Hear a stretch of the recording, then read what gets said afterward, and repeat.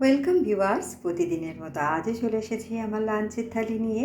আজ থার্সডে, তাই আজ আপনাদের সঙ্গে আমি আমার ভেজ থালি শেয়ার করছি। থালিতে আমি নিয়েছি সাদা ভাত আর নিয়েছি শসা ও বিট কুচি স্যালাড হিসেবে। প্রথম পাতে খাওয়ার জন্য নিয়েছি থোড় আলুর একটা তরকারি।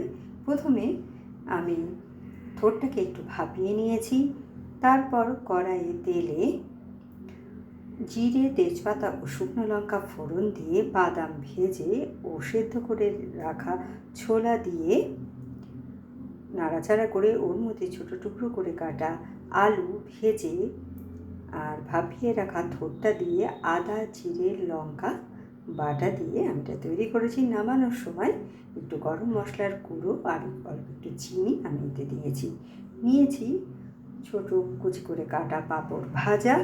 তার সাথে খাওয়ার জন্য নিয়েছি অরহরের ডাল, যেটা আমি ঘি, জিরে ও শুকনো লঙ্কা ফোড়ন দিয়ে রান্না করেছি।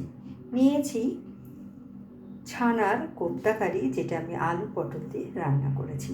প্রথমে দুধটাকে কাটিয়ে ছানা করে নিয়ে ওর মধ্যে নুন, হলুদ, একটু চিনি, লঙ্কার গুঁড়ো, গরম মশলার গুঁড়ো আর বেসন দিয়ে মেখে গোল গোল করে তৈরি করে আমি কোপ্তাগুলো বানিয়ে নিয়েছি।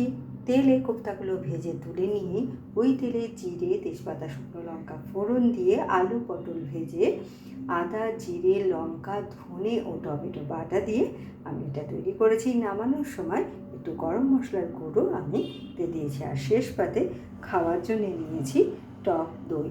তো কেমন লাগলো আপনাদের আমার এই ভেজ থালিটা? ভালো লাগলে লাইক, শেয়ার এবং সাবস্ক্রাইব করবেন আমার চ্যানেলকে।